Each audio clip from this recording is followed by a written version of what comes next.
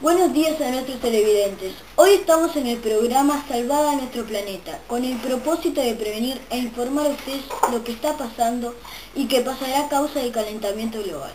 Pues tal vez pienses que nada de esto tiene algo que ver contigo. Tal vez veas un huracán y pienses, es la naturaleza.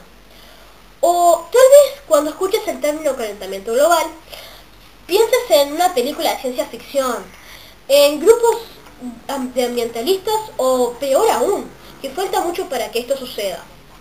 En el planeta hay una capa que lo rodea llamada atmósfera y su función es mantener algunos rayos solares para tener una temperatura de 15 grados centígrados.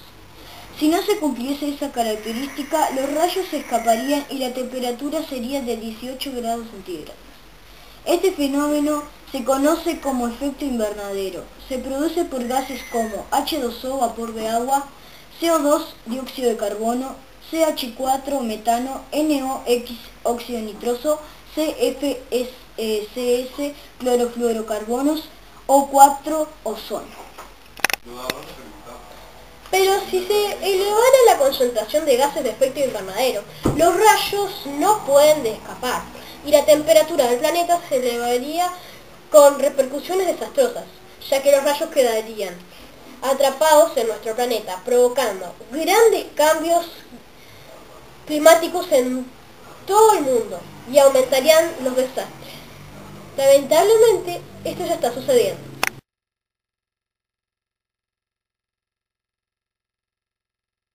Bueno, a continuación vamos a entrevistar al ambientalista Fernando Martínez. Cuéntanos algo sobre el calentamiento global. Ciertos datos concretos recogidos de pruebas científicas ayudan a comprender el alcance del fenómeno del calentamiento global, entender sus causas y vislumbrar sus consecuencias. Según un artículo publicado en enero del 2004, el calentamiento global podría exterminar a una cuarta parte de todas las especies de plantas y animales de la Tierra para el 2050.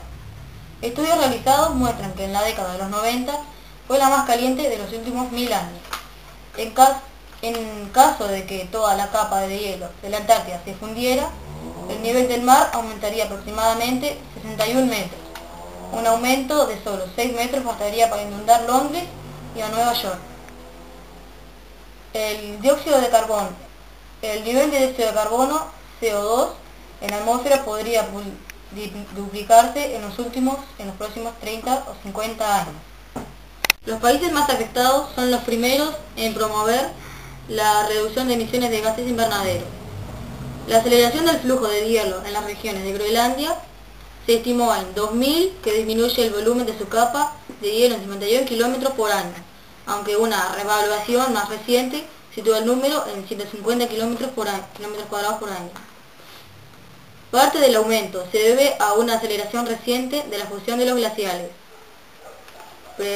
periféricos y se estima que su contribución al aumento del nivel del mar ha alcanzado en 2005 un valor de 0,57 a 0,1 milímetros por año. Indonesia es el país con mayor número de mamíferos y pájaros en peligro de extinción a consecuencia del cambio climático, 128 y 124 respectivamente. Brasil fue entre 1990 y 2000 el país en el que hubo mayor deforestación con 22.264 kilómetros cuadrados. En este país está la selva amazónica. 5 de los 10 países que deforestan se encuentran en el continente africano.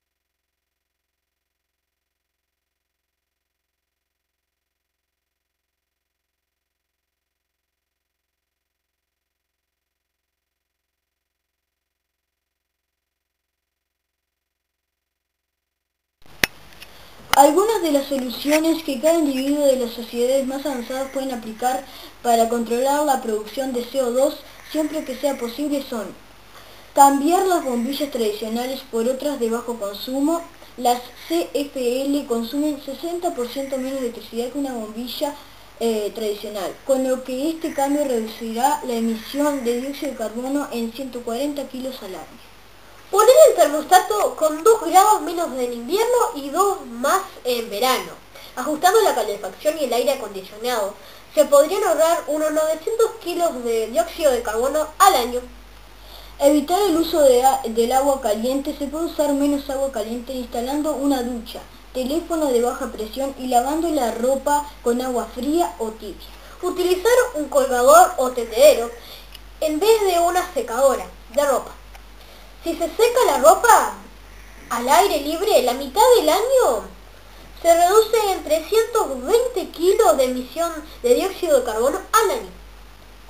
Comprobar productos de papel reciclado. La fabricación de papel reciclado consume entre 70 y un 90% menos energía y evita que continúe la deforestación mundial.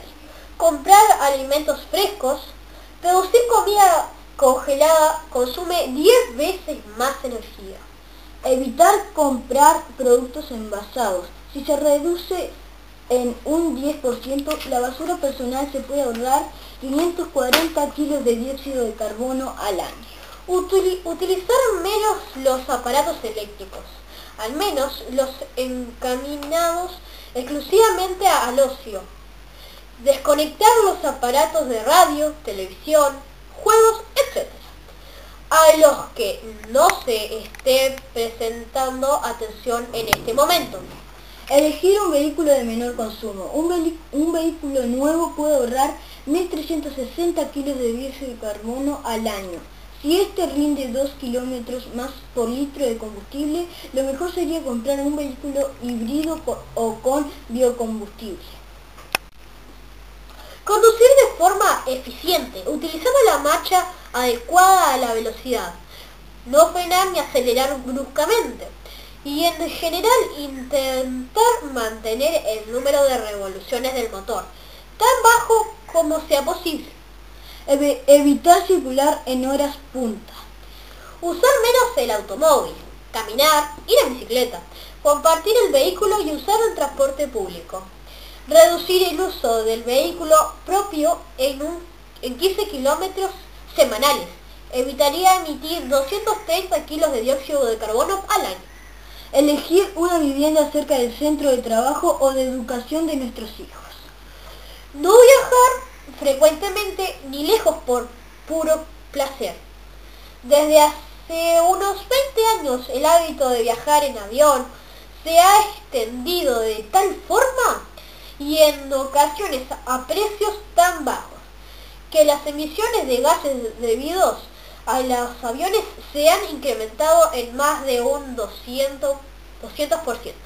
Revisar frecuentemente los neumáticos. Una presión correcta de los neumáticos mejora la tasa de consumo de combustible en hasta un 3%.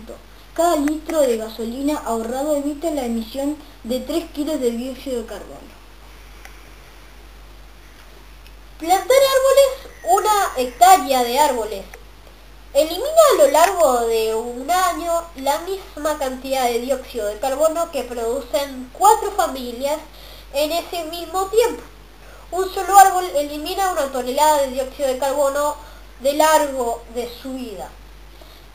Exigir un certificado ambiental de edificios contribuye a la reducción de emisiones, ya que se estima que el 50% del problema es originado por la construcción y funcionamiento de edificios y ciudades.